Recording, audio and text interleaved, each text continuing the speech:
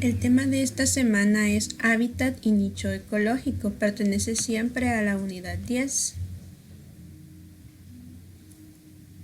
En esta ocasión vamos a ver la diferencia entre los conceptos de hábitat y nicho ecológico. El primero me dice que hábitat de un organismo es el lugar en donde vive, es decir, la parte específica de la superficie de la tierra, aire, suelo o el agua en que se encuentra. Y esta es una región tangible y físicamente delimitante.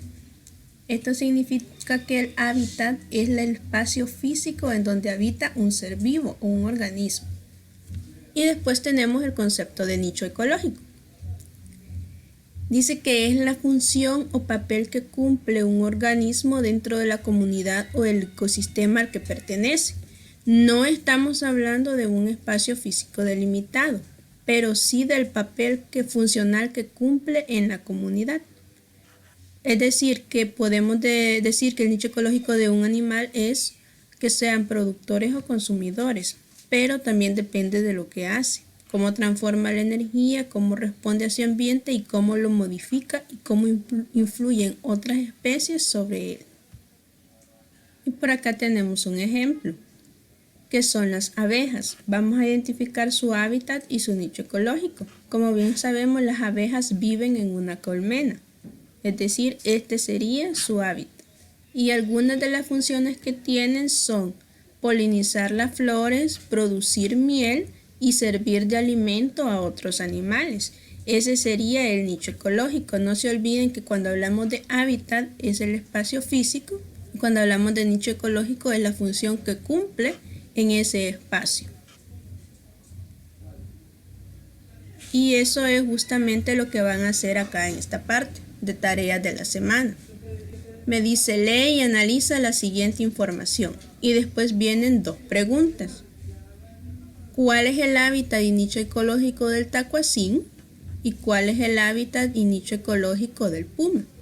Entonces ustedes deben de pensar el lugar en donde habita, el espacio físico, y para el nicho ecológico deben de pensar cuál es la función que cumplen estos animales.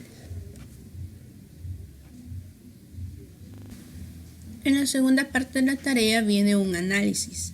Aquí viene una tabla con diferentes nombres de especies de peces y luego la temperatura.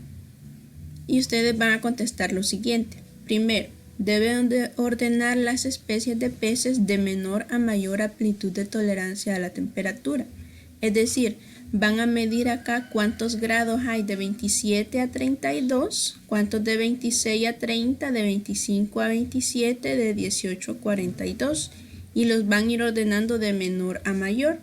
Por ejemplo, de 25 a 27 grados solamente hay 2, o sea que este va a ser el primero. Y de 18 a 42 es donde hay más grados de temperatura, o sea que este va a ser el último. Entonces ustedes lo deben de ir ordenando según la escala. Luego van a contestar cuál de estas especies de peces es euritermo y cuál es estenotermo. Para eso deben de estar familiarizados con estos dos conceptos. Primero me dice que los organismos euritermos son aquellos que soportan grandes variaciones de temperatura de su ambiente.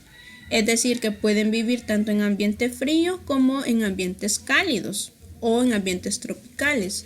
Un ejemplo de esto son las cucarachas. Como bien pueden imaginarse, las cucarachas viven en casi todas las partes del mundo y por lo tanto se pueden adaptar a distintos niveles de temperatura. En cambio, los organismos estenotermos son los que no soportan grandes variaciones de temperatura de su ambiente. Un ejemplo muy claro de esto son los osos polares. Como bien sabemos, los osos polares solamente pueden habitar en zonas frías del planeta. No podemos encontrar un oso polar en un desierto que haga grandes temperaturas, ni tampoco lo podemos encontrar en una playa. La razón de esto es que ellos no soportan grandes variaciones de temperatura. Su ambiente es un clima frío y hasta ahí. En cambio, les repito, los euritermos son organismos que pueden adaptarse a distintos tipos de temperatura. Teniendo claro esos dos conceptos,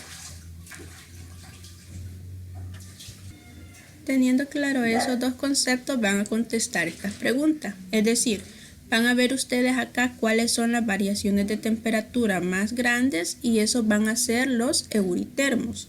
Y los que tengan variaciones de temperatura más cortas, esos van a ser los estenotermos.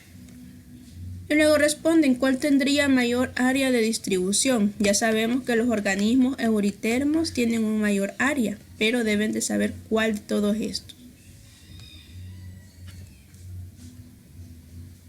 Y después de eso, como tercera parte, me dice lee y analiza la siguiente situación. Y en base a esta situación van a contestar las siguientes interrogantes. Con toda la información que ustedes ya leyeron anteriormente y con parte de esta explicación, van a contestar estas preguntas.